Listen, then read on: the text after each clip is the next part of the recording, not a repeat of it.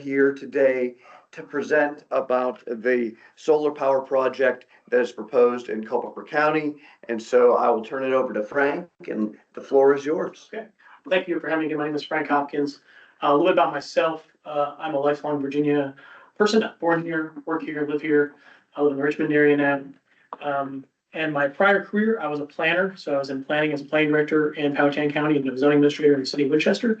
So I know a lot about land use planning, and I kind of come to this with that kind of a perspective. So I'll kind of touch base on that as I go through. You can go to the next slide. So Strata Clean Energy, it's founded in 2008. We are a family-owned business. We are not publicly traded, which allows us to make some long-term planning and investment ideas. We successfully constructed over 280 projects, totaling over 6 gigawatts. And we have right around 1,400 staff. The majority of our company is in construction. So we develop projects, we do EPC, which is the construction side, and then we operate and maintain them. And so that is we can do the full life cycle of projects. That's pretty unique for a solar developer. A lot of solar developers will just do the development piece, and they will develop it, they'll get the approvals, and they'll end up selling it to maybe a Dominion or an APCO of the world, or maybe some other buyer. And that buyer may or may not contract with us to build them. What's happened in Virginia, if you go to the next slide, we have built the majority of projects in Virginia. So whether we developed them or we didn't develop them, we've been the primary builder of them, but we also develop them and we operate and maintain them. So that is a significant portion of all solar projects in Virginia, or they're being developed by us, built by us, or operated and maintained by us. And those are a couple of pictures of projects that are ours. We developed and built both of those. So for marine solar, this is the one that's in Culpeper County. It is southeast of the town of Culpeper, Stephenburg district. It's estimated to produce around 65 megawatts. It has a line that will run through it here. It's existing. It's 230 kV line, which is a transmission level line. It has 5 landowners in it. It is zoned A1 and has a construction date hopefully be completed at the end of 2028 if everything goes right, everything is approved. Our main primary landowner is a timber company, so the majority of the site is in timber. Actually, it's exclusively in timber. And so whether we build this site or we don't build this site, this will continue to exist as it has in timber. We either going to timber it or we'll do a project and we'll timber a certain portion of it and do a solar site. Go to the next slide. So here's kind of a zoomed in look on it. You know, Raccoon Ford there, Mount Pony Road here, and Algonquin Trail's kind of coming along the side there. 522 is to your west. It has 840 acres. They'll be left untouched. By ordinance in Culpeper County, it can only be 300 acres of fence line. So the paneling area has to be within 300 acres. Of our project, it would be 291 acres. It'll be 200-foot setbacks around the property, which we will buffer against. The majority of the site's actually thousands of feet from the project. Main part of the project could be in here, so from Raccoon Ford, it'd be right around 2,000 feet to even you get to paneling. You'll have wildlife corridors that run through it. Summer Duck Run runs through the middle of this project, so it will be kind of two blocks of paneling, and any sort of deer or other animals could just fully traverse the site and won't have any impacts on that. And then it'll avoid impacts to sensitive habitats. Next slide. So I looked up some stats on Culpeper County. In your comprehensive plan, you listed that around 240 megawatts is the demand for the county as of 2023. And I looked on Baldwin Cooper. Looks like the county is projected to grow around 11% from 2020 to 2030. So you're going to have an increased demand for power over that simply from residential growth. So how do you meet that challenge? Obviously, this project would help with that, and then we're going to produce 65 megawatts. So think about 65 megawatts out of 240. That's roughly 27% of what that load was for 2023. But it's not only residential that's coming. There's been some data centers permitted, other commercial projects that are being permitted that this could help address. Some of those projects have demand much in excess of even 240 megawatts. So there's going to be some solutions of a variety of ways. When you put in solar, because it just operates with the sun, think about it like water filling a pipe. It creates a reliability to systems that just kind of constantly pumps electricity into those pipes. So if you have storms, things of that nature, it's been proven that solar helps create a little bit of resiliency to the grid and for local areas. And it keeps energy local and clean. I don't think people think about this a whole lot. I do very personally because one of my daughters has asthma. I would do anything to keep the air clean near me for her. But this is something that doesn't emit anything. It's just going to stay silent there in the forest and generate electricity. The next slide. So what are the economic benefits to the county? When it goes from timber to a solar use, the taxation will increase just based on changing that type. So over 35 years, which is the projected life of this project, it will increase in real estate taxes to the county. Now, the county, very luckily, and for the benefit to everybody here, has very low taxes, right? So we will augment that with a siting agreement and revenue share with the county, where we will thereby section off a portion of the profits generated from the project and send it directly to the county. So again, this is something that stays in the forest, generates power, and sends it to the county, revenue to the county. Go back 1 second. It requires little or no county services. This is huge. As someone who came from planning, we were always trying to diversify our land uses for what certain uses would draw from county coffers. So, for example, I'm around the city of Winchester. Everybody wanted Trader Joe's. We had to get a Trader Joe's, right? And we're like, well, how are we going to get them to come? Trader Joe's wants density. If you get density, you're going to get more people. You get more sewer and water. You need traffic control. You need police. You need fire. You have all these things that have costs. So if you look at like a county holistically, each parcel is going to generate a certain amount of revenue. It's going to cost a certain amount of revenue. When you have something like a solar site, it's not going to generate school-age children. It's not going to have any people there. It doesn't need police and fire. It doesn't need all those things. It doesn't need water and sewer. It doesn't have those costs associated with it, and yet produces a bunch of revenue that goes to the county. So it's kind of offsetting or diversifying your portfolio if you look at the county from that perspective. When we do construction, there's obviously, it's a big civil project. Those trees will be cleared. They'll be cleared anyways in timbering. But unlike timbering, we will create stormwater basins and stabilize the vegetative cover. After that civil project is done, it'll actually be better than it would be existing, because you do put in those stormwater basins. We are very much required by DEQ and by the state to exceed the standards that are normal for a construction project. So this is kind of examples of going through that process. Here you have a stormwater basin, channeling to get the water to go to directions. We get stormwater basins, and then here's like a new site that's kind of existing and growing up, getting some foliage under it. And all gets maintained generally, hopefully by us, because we like to do O&M, to be mowed and regulated as we can.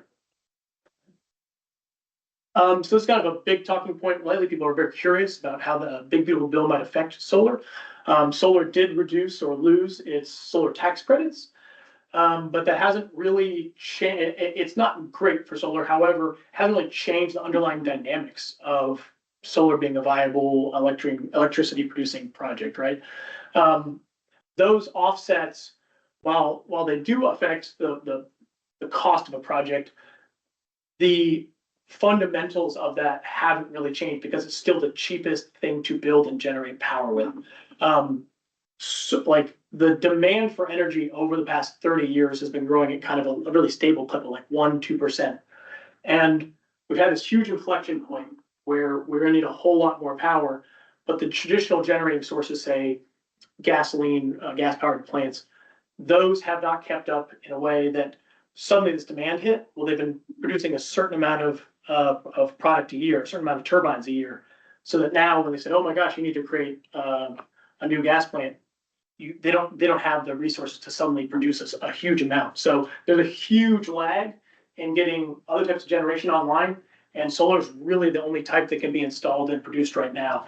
I think the stat I saw was that GE Vernova, who produces gas turbines, they were caught so flat-footed by the demand curve that it's around 3 years to even get a gas turbine if you wanted to build one. And the cost to construct those has gone up. So even though we've lost that competitiveness with losing tax credits, we are cheaper still than other forms of generation. And of course, those types of generations still are receiving subsidies, and we are still competing with them as the cheapest form of generation. One of the things we're doing to help protect ourselves too is to safe harbor as much material as we can. So when that bill came out, we've procured as many panels as we can, as many substations as we can to help make our project as cheap as possible. But start looking into, this is something I think as a Virginian, it's kind of important to get out there. There's a huge energy shortage that we're kind of coming up on, and I don't think a lot of people are really aware of it. I wasn't aware of it until I started working in this space. Because of basically the AI boom, by 2045, we're supposed to have a 70,000 megawatt increase at peak summer demand in the state of Virginia or in PJM. So PJM is basically the Mid-Atlantic grid, if you think about it. We're a 65 megawatt project, right? 70,000 megawatts is what they need by 2045. That's a number so large, there aren't a whole lot of good solutions. People don't really know how we're going to do this yet. And like I said, kind of on the gas side, they're delayed. Nuclear takes about 10 years to build. Solar is really the only thing that can even go in the ground right now. So we are at a kind of a tipping point of really needing to address the issue in a massive way. And like I said, no one was really predicting that AI boom to happen and that energy demand to happen. So we're trying to meet that challenge. So the PJM market, again, this is again the Mid-Atlantic grid, just in Virginia alone. So that was kind of over 2045 for PJM Mid-Atlantic. But just in Virginia alone, and really Northern Virginia, this 11 gigawatt number, that's 11,000 megawatts. So 1/7 of that number till 2045 is localized completely in Northern Virginia. And you think that goes back to, again, the AI boom, the data centers, the amount of growth that's happening in that space. So we've got to figure out how we're going to address that. PJM, again, the grid for the Mid-Atlantic, had originally, I think in 2024, projected that we were going to have kind of that inflection point where demand and generation met in 2030. In early part of this year, they said, oh, hold on, actually, it's going to be 2026, 2027. So even their projections are shortening as things are being permitted. So in June 1st, 2026, that's the delivery year where there are potential shortages according to the grid, PJM. The other thing is we have record high electricity prices. We are the #1 importer of power. Virginia is the #1 importer of power. It was California, it's now us. We're importing something around 30% of our power. And that power, when it comes here, goes on an open market where it is traded. And so it was in 2024, around 28, the average a day was $28 a megawatt. Through much of last year was up at $269 a megawatt. And then for Virginia in particular, so in Dominion Zone in Virginia, we're at 446. Now that number, it is a regulated traded market, I believe is the cap. They just basically pinged the cap and stayed there in a lot of the hot months for Virginia. So what does that mean for us as consumers, as people in Virginia? It's higher electricity bills. And there's also just obviously a looming shortage potentially happening. And so we've got to figure out something to do to try and meet that demand. I think back to when I was a planner, I had a lot of conditional use permits come through the door that, I was invested in, wanted them to do well. They didn't have kind of this overall societal need like this does. This project, and really any type of generation that comes to this county or counties nearby it, you would just hope gets permitted, whether it be a gas plant, nuclear plant, a solar plant, anything. This is almost like a PWA project level need that needs to happen for electricity in the United States, but certainly in Virginia, we are like the most localized, important part of that. So the economic benefits, we're going to send money to the county. It'd be higher taxation rates. We diversify the county tax base, the land use type of thing I mentioned, and it would supply the much needed energy to meet kind of a crisis that's coming. And so that's what I have. I can answer questions if you have. Do you have any questions for Frank? Frank, in the decommission, well, not even decommission, let's say storm destroys some of the panels. Sure. How are the panels destroyed? What do we do with them? Yeah, they're initially stored in like a little Connex box on site to be disposed of. How do you dispose of them? So many do end up in a landfill. However, there have been a huge upturn in creating recycling facilities. So there are recycling facilities being built currently in Arizona. There's some up in Ohio. It's kind of a chicken or the egg scenario. Solar has really kind of in the last 10 years taken off at this grand scale, right? To where there wasn't a whole lot of need for, panels last 30, 35 years to suddenly someone spring up a recycling operation, right? Some of the investments that came out of the IRA bill allow for people to create those investments and create those facilities. So initially, it's landfill, but over the course of, I mean, this facility is being built right now. For the next 10 years, it's kind of a crystal ball. I don't know what to tell you. It could be recycling, it might not. Landfill will take these panels. Correct. Okay. Yeah, so I mean, it's very simple aluminum, silicon, pretty materials. So, one other question I was reading, everybody, whether it's any truth to this, but how many acres typically? 290 in this case, 291? Yeah, By the time you finish cutting the foliage and the grass, et cetera, you gotta go back and start all over if you do it. The reading where this, particular solar, we're using sheep. sure. Anything to that? Agrivoltaics, it is a very serious thing that's happening all over the country. It happens in Virginia.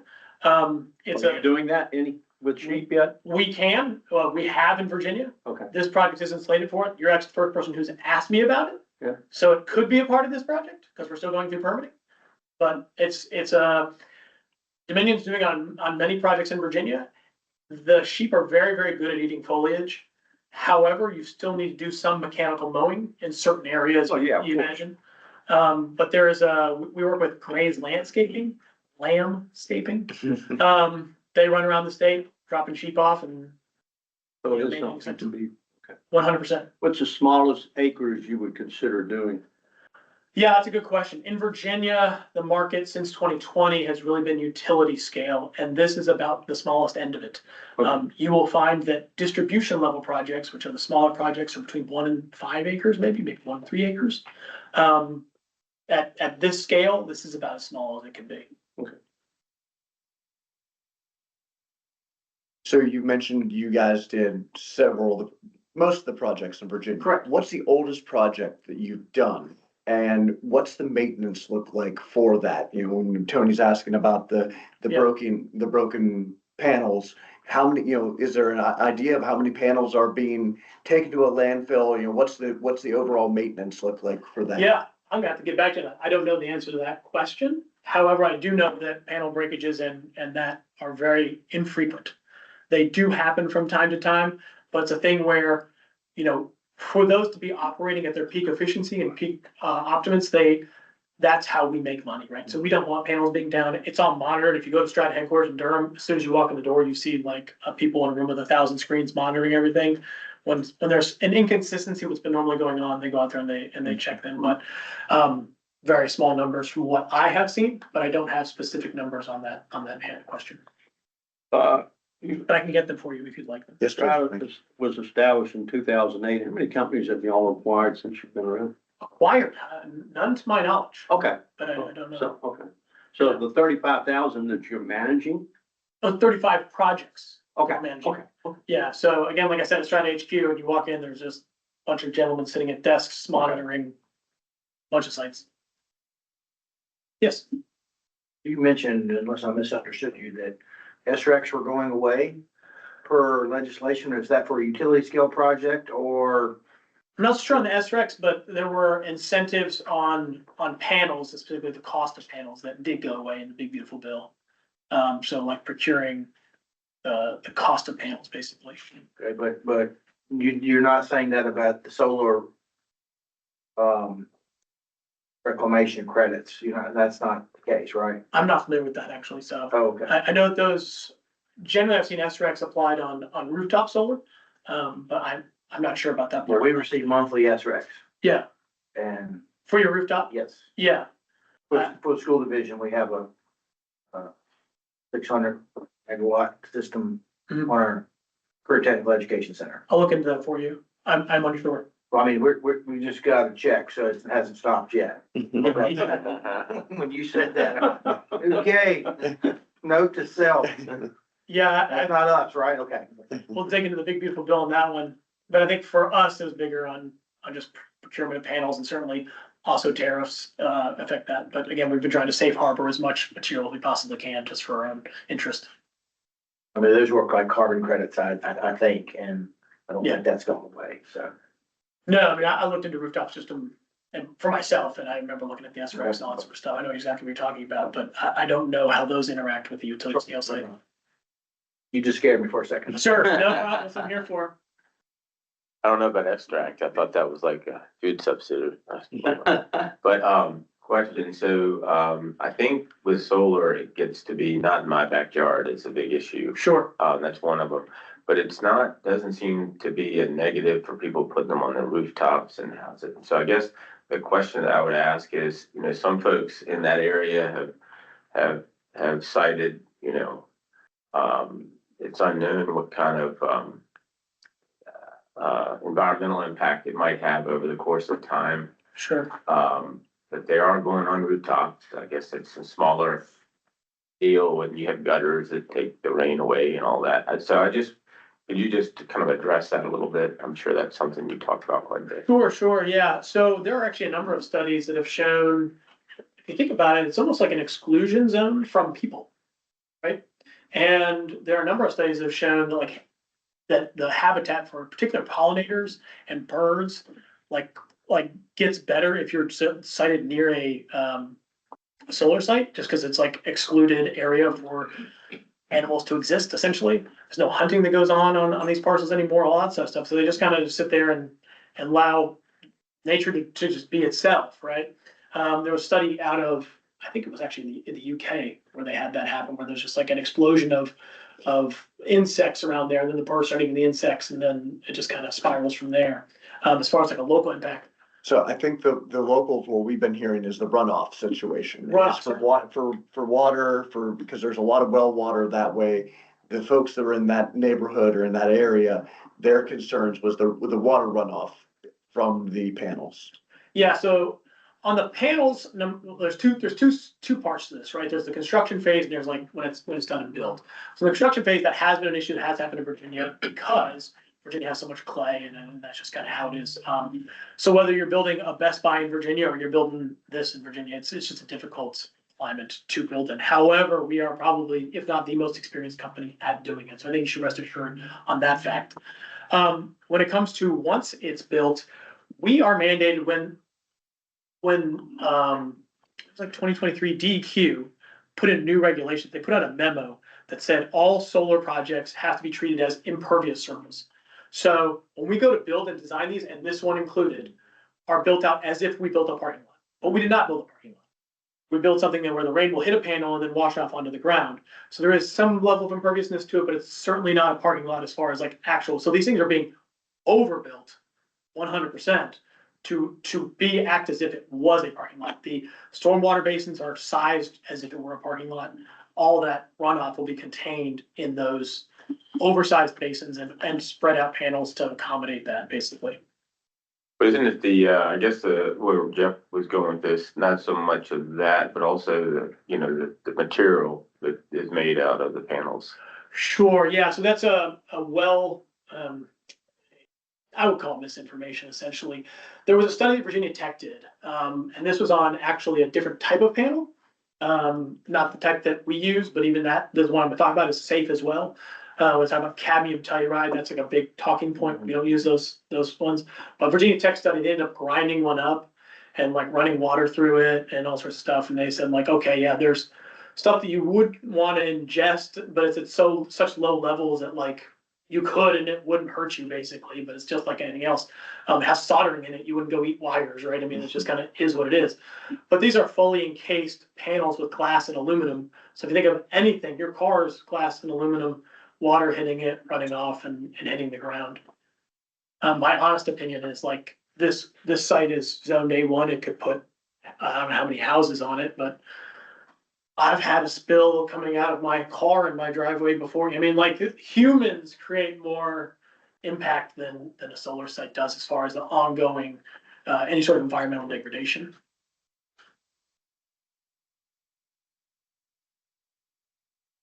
The size of the project start out?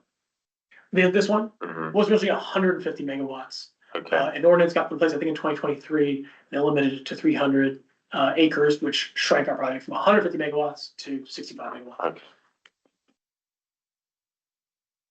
Do you remember how many acres it was originally? Around 1,800, I think. We've maintained the majority of that for this project. Part of meeting those stormwater requirements, this soil on this property is not the best, you would just say. It's like quality D, basically. And And so we have to make sure we set aside enough land for runoff and that sort of thing. So you imagine this is a 300 acre project that has 1,400 acres in total. So it's a lot of space to try and clean that water and control it. For what it's worth. I mean, you're clearly saying, and I think most people would have their head in the sand if they didn't understand it or appreciate it. The power demand is coming. It's here, it's coming. And what do you want? You want nuclear, fusion, micro plant? You want, cogeneration, coal plant? What do you want? This is the cleanest out there. Where this is located for Culpeper, it's, you know, I'm sure landowners around it don't appreciate it, but it's well buffered. If you don't know where this is, you don't know where this is. In Culpeper County, I'm serious. We have to do something to meet the power needs.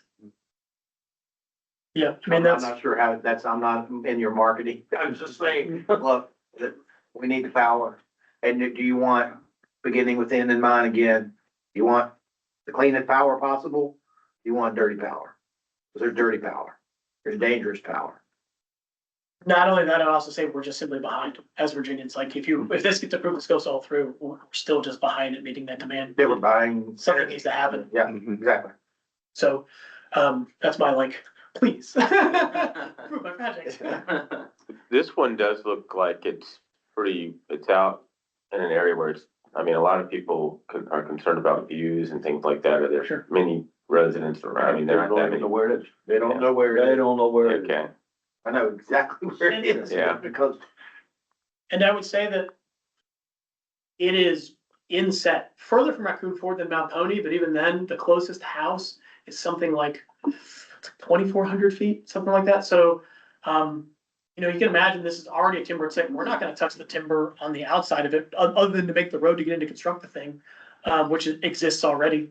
So it's you're gonna go in there and then leave a buffer of 50 feet of trees and then set the thing in there. So imagine someone's standing on Raccoon Ford or Mount Pony, on Raccoon Ford certainly, it's looking into trees and thinking you're gonna see something 2,000 feet in, but then we have another buffer that's surrounding the thing. And that's a hard lesson that developers have learned in Virginia over time. Some of the initial projects didn't buffer well, and so people got mad about it and that sort of thing, and we understand it. We're trying to do our best to hide it.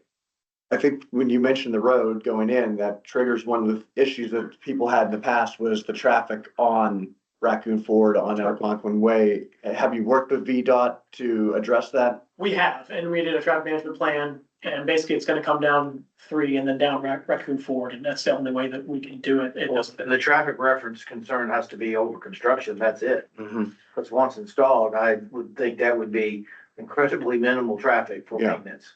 The concern was with the construction traffic and the load bringing in. Construction traffic for our subdivisions are going in. Yeah.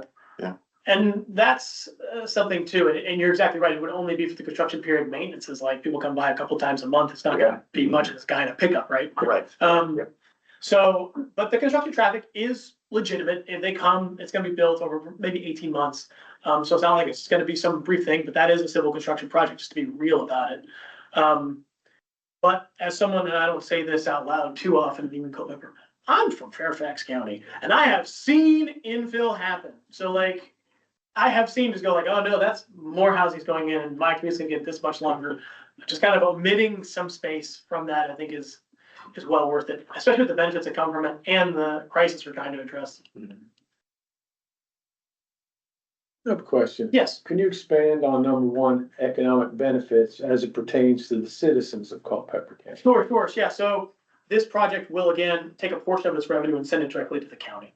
And so that's gonna be tax revenue, but then the board of supervisors can see fit to do what they want. Maybe it's to offset tax rates, maybe it's to have a new park or whatever the a new school, yeah. It's, Well, the data center people have gotten away with murder pretty much. And I guess they're learning some lessons. So do you have any numbers on what we can expect? I do, yeah, so for the 35 years, it's roughly $5 million. Which is nothing compared to a data center, right? Like the data centers come in and they give you a ton of money, right? Like we're not them and they're not us, but we are part of kind of a symbiotic relationship this is what this project bears. This is well in excess of what it would be if it was just left as is, but it's what we can do, to help the county. Okay, that $5 million, Correct. that's in tax revenue, In tax revenue, yes, over 35 years. 5 million in 35 years. Oh. Yeah. So, again, I know that's, I have to bear with you a little bit. The project has been shrunk. Yeah. We can only produce so much revenue off of what it is. And honestly, we just prorated from what it was last time. It's roughly $25,000 per megawatt in the state of Virginia, no matter where you go. That's basically what gets sent out. It's not a formula where we're like trying to get one over on anybody. And certainly we're coming back for like our second or third time. This is just what the market bears and what we offer essentially. So where are you in the process? So we have submitted our application. I'm going through that with the county right now. Hopefully this fall, we should have planning commission and board meetings in the near future and hopefully get a vote. But, you know, when we go for planning commission or board supervisors anywhere in Virginia, you will get people who come out who don't want it for various reasons. And some of those reasons are very valid. This is a large piece of property. It's a lot of land. I understand those concerns. And it's important to have those conversations and have those heard at a planning commission and a board of supervisors. But I also just kind of urge everybody, like, there's other things going on, like the power shortage. We've got data centers coming in. That's a great thing for the economy. And that it's very helpful for us to have voices that can come in and say, I understand those concerns. I think this is a good spot for it as a citizen of this county, or I have these concerns. Yeah, this is a lot of land, but I think this makes it worth it. Or if you, I don't want to advocate for not worth it, but you know, whatever, have your piece. But we're always having a lot of people come out who just say, I want to keep things rural forever, or whatever their stance is. And we're always trying to get people out who will have a positive voice for the project. We're looking for advocates for the project to come out and speak on it. But keeping things rural forever, and that is a perfectly appropriate response for some people. Sure. But their electric bill is not gonna stay the same forever. So that would be, you know, if that's a number that can be conjured for the individual person, not the county, not tax benefit, but what will people benefit? People will benefit if you put more power on the grid. Correct. Because of what's coming. The power on the grid is gonna be drained by these data centers, right? So that needs to happen. And it's gonna trickle down to us. You saw the slide about residential, small business and large business increases projected. That's if we don't add some more horsepower to the grid. So it's a very passionate item for some folks, but if you're looking at a piece of property that otherwise is likely, let me jump in here, not to be developed otherwise, where it's located, because of the soil, because of the location, blackjack and I was gonna everything say else, it's right? blackjack, right? Yeah, and so, Blackjack, yeah. So anyway, an ideal. good luck, 'cause I mean, Thank you. good luck. And I would say this just to be like fully transparent. A lot of people say like, is this gonna lower my rates? I'm like, nothing in this environment is gonna lower your rates. We can only help to offset and hedge. Oh, yeah, lower, no. It's to mitigate the increase. Correct. That's the term. And if you think about this, I mean, this challenge is so great that other types of generation are gonna have to be built, whether it's nuclear, whether it's gas. You just gotta be real about it. But what solar is it basically fills the role of a peaker plant. It's gonna run at the most integral times where the peaks are the highest. So you think about like middle of July at 4 PM, this is gonna be the best thing on the grid. And it's gonna offset those costs the most because it's the cheapest form of generation you can build. And I think for Culpeper County, or really any county in Virginia, to have it as an asset that you're relying on it's gonna be a benefit. No question. Yeah, and I'll just add, my name's Andrew. I'm with the project as well, the community outreach team. So I'm responsible for knocking on doors, talking to people, assuaging concerns, and stuff like that. And the great thing about this project is that this is about as good as it gets for a solar project. We see across the board with solar projects, people don't want to see it. Well, you're not going to be able to see this one, right? People will say, I don't want to take away prime farmland. This is not on farmland. So this is really as good as it gets. This is a project that's been super responsive to the community, to the county ordinance, you know, shrunken down in size, significant setbacks from roads, residential properties. So this is a really good project in a really good area. And, you know, the project that's going to be sorely needed. And, you see across the board, whether it's in Virginia or across the United States, NIMBYism, as you might say, is a problem with kind of any sort of development.